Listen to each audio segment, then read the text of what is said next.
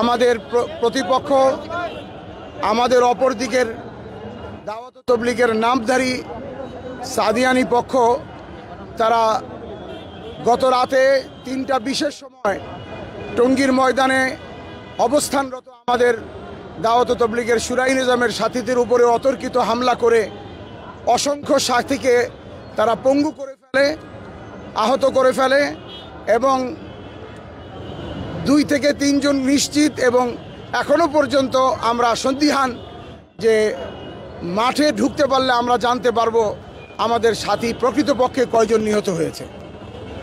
প্রিয় সাংবাদিক ভাইরা, আপনারা জানেন দাওয়াত তবলিগের মধ্যে একটি বিভক্তির কথা আপনারা শুনে আসছেন। এই বিভক্তিটা মূলত আমাদের দেশের নয়, এই বিভক্তিটা হলো হিন্দুস্তানের, ভারতের। সারা বিশ্বে দাওয়াত তবলিগের কাজ এক হয়ে চলছিল, কিন্তু একজন ব্যক্তি, শুধুমাত্র একজন ব্যক্তি, মৌলানা সাদ সাহেব, তাকে কেন্দ্র করে আজকে সারা বিশ্বের প্রতিটি দেশ, দেশের প্রতিটি শহর, শহরের প্রতিটি নগর, নগরের প্রতিটি মসজিদ এবং মসজিদের মহল্লার প্রতিটি বাড়ি দাওয়াত তবলিগের সাথীদের প্রতিটি ঘর ঘর বিভক্ত। তার কারণে সে নিজেকে আমির বলে দাবি করছে। তিনি কোরআন হাদিস, কোরআন সুন্নাহর বিরুদ্ধে অনেক কথা আলোচনা করেছেন, যা বিশ্বের উলামা ইকরাম আপত্তি জানিয়েছেন, এবং তিনি দাওয়াত তবলিগের পুরনো প্রবীণ মুরব্বীদেরকে মার্কাজ থেকে একভাবে বলা যায় চাপ সৃষ্টি করে বের করে দিয়ে তিনি তার একনায়কতন্ত্র কায়েম করে তিনি নিজেকে আমির দাবি করে দাওয়াত তবলিগের কাজটাকে চালাতে চেয়েছিলেন। কিন্তু সারা বিশ্বে অধিকাংশ সাথীরা তার এই আমিরত্বকে মেনে নেয়নি এবং তার কোরআন সুন্নাহর সাথে ভুল বক্তব্যকে ওলামা ইকরাম মেনে নেয়নি, যার কারণে তাদের সাথে আমাদের একটা বিভক্তি আর দূরত্ব তৈরি হয়। সেই থেকে সারা বিশ্বে দাওয়াত তবলিগ দুই লাইনে চলে আসছে।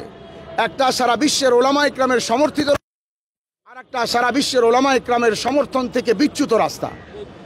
দাওয়াত তবলিগের এই সাদিয়ানি পক্ষ, তারা হলো ওলামা ইকরাম কোরআন সুন্নাহ থেকে বিচ্যুত একটা রাস্তায় চলমান, বিচ্যুত রাস্তায় চলার এক পরিচয় দানকারী সংস্থা, যারা দাওয়াত তবলিগের প্রকৃতপক্ষে সাথী বলা যায় না।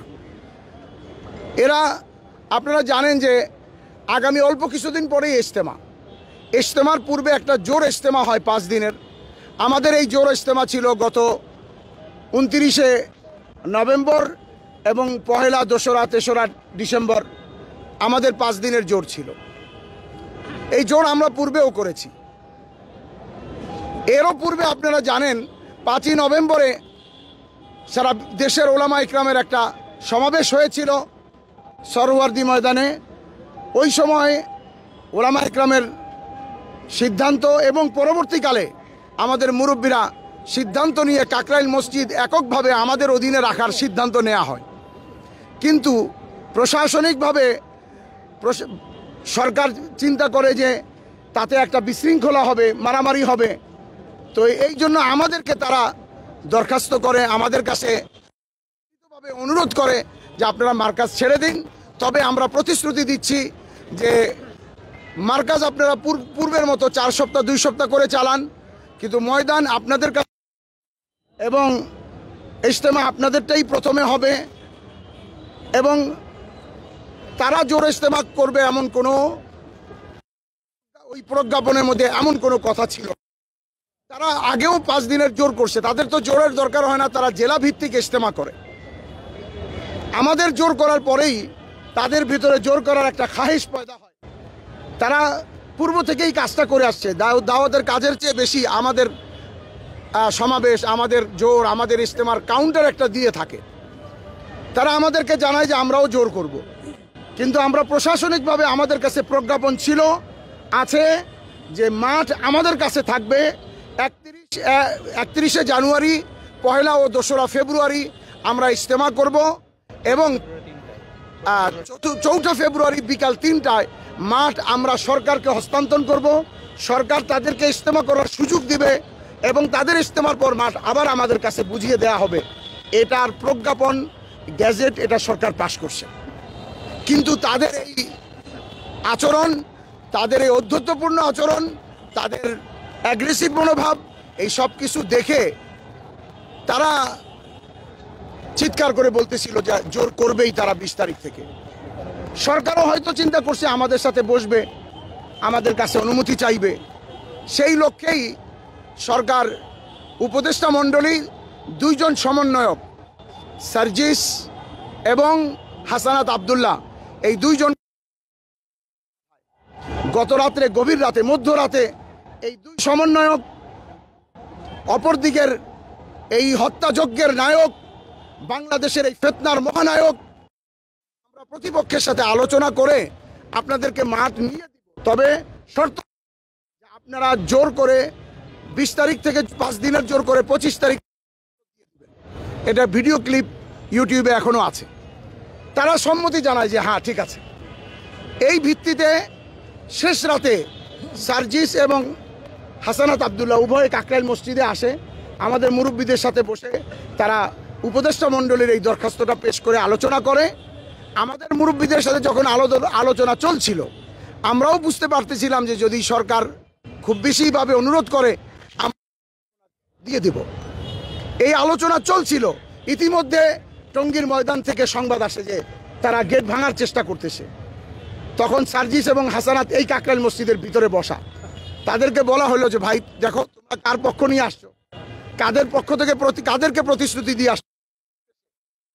সার্জিস এবং হাসানাত আব্দুল্লাহ তাদের ফোন দিয়ে কথা বলে যে আপনারা যদি আজকে একটা হয়েছে, হওয়ার কথা ছিল 2 পক্ষের সাথেই, এবং এই মিটিং এর পরেই হয়তোবা সরকার আমাদের কাছ থেকে মাঠ নিয়ে তাদেরকে সুন্দর সুশৃঙ্খলভাবে বুঝিয়ে দিত।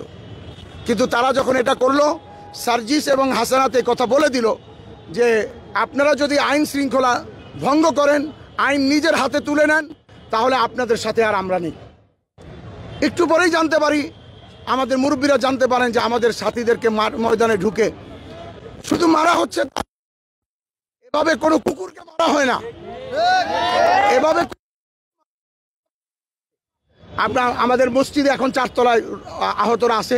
আমরা ঢাকা মেডিকেল থেকে এইমাত্র আসলাম। ঢাকা এখন 40 জনের মতো আহত রোগী খুব মুমূর্ষ অবস্থায় আসে।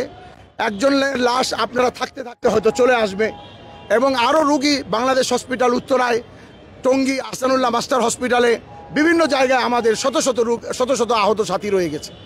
যখন হাসানাত আব্দুল্লাহ এবং সার্জিস তারা এই কাণ্ড দেখলেন, দেখে তারাও হতভম্ব হয়ে গেলেন, কিংকর্তব্য বিমূঢ় হয়ে বললেন, এবং তারাও তাদের চোখেও পানি চলে আসলো, এটা কি করলো, আমরা কার পক্ষে কথা বলতে।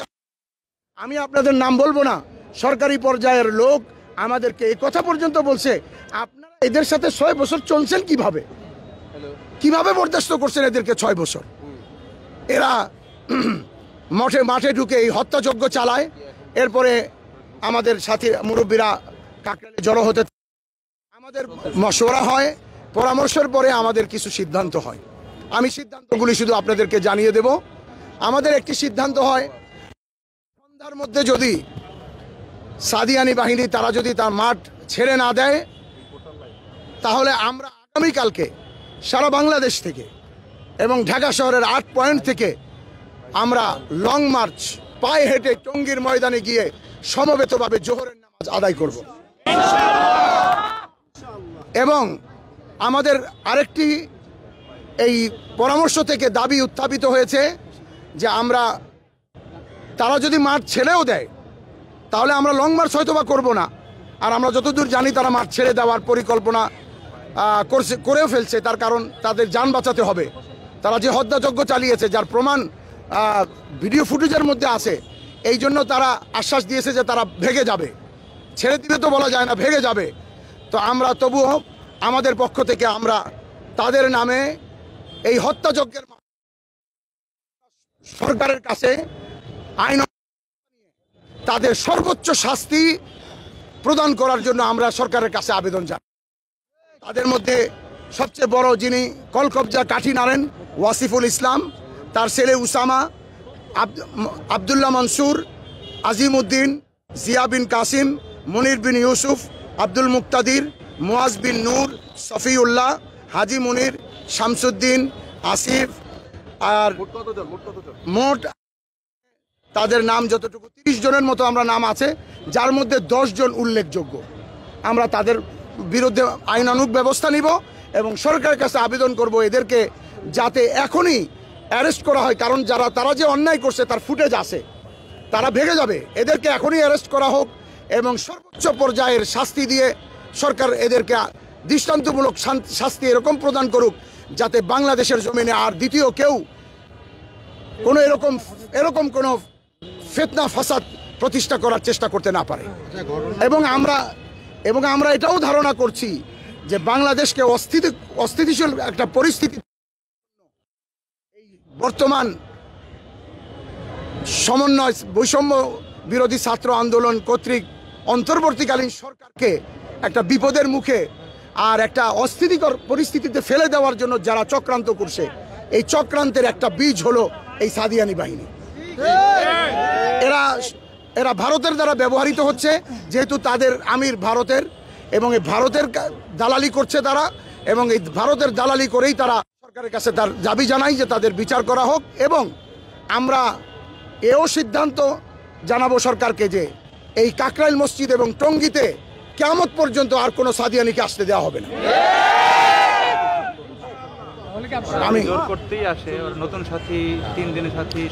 তারা যে জোর করতে আসছে বলছে, আপনারা জানেন জোরটা হলো কর্মী সম্মেলন। জোর মানে আমরা বাংলায় যেটাকে বলি কর্মী সম্মেলন। আর আমাদের একটা উসুল আছে, কর্মী সম্মেলন হলো যারা তবলিগে একসাথে 3 চিল্লা বা 4 মাস লাগিয়েছেন, তারা যাদেরকে নিয়ে আসছে এরা 3 দিনও তবলিগে লাগায় নাই।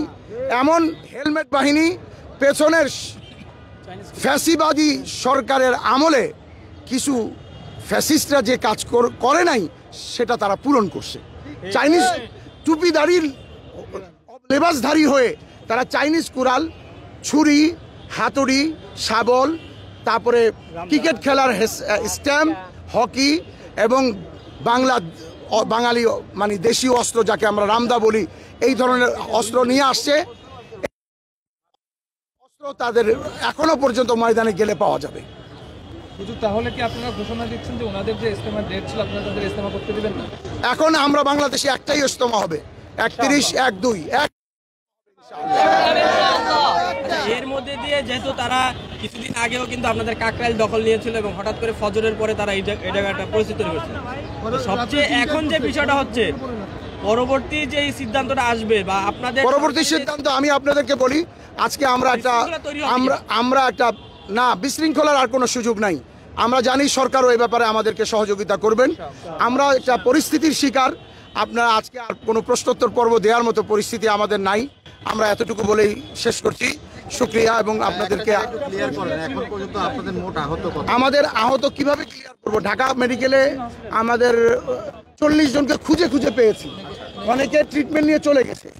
বাংলাদেশ হসপিটাল উত্তরাতে, তারপরে টঙ্গী আহসানুল্লাহ, গাজীপুর সদর হসপিটাল, বিভিন্ন জায়গায় আছে।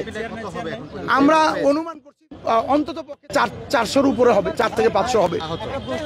আমরা এখানে আসার পর দেখলাম হচ্ছে আপনারা একটা গাড়ি আটকেছেন, তার সাথে 3 জন আটকেছেন, এরপরে দেখলাম আরো লোকজন আটকেছেন, তাদেরকে কি পুলিশে হস্তান্তর করা হয়েছিল? হ্যাঁ, আমাদের এখানে যাদেরকে ঢাকা মেডিকেলে যাওয়ার পরে সাতপন্থীদের কখন, হ্যাঁ এটা রমনা ডিসি নিজে ছিলেন, রমনা ওসিও ছিলেন, এই 2 জনের সমন্বয়ে লিখিত আকারে তাদের কাছে হস্তান্তর করা হচ্ছে। জি, আমরা যদি তারা আজকের মধ্যে মাঠ বর্জন না করে তাহলে আমরা আগামীকাল জোহর পড়বো ইনশাআল্লাহ। আমরা এটাই সরকার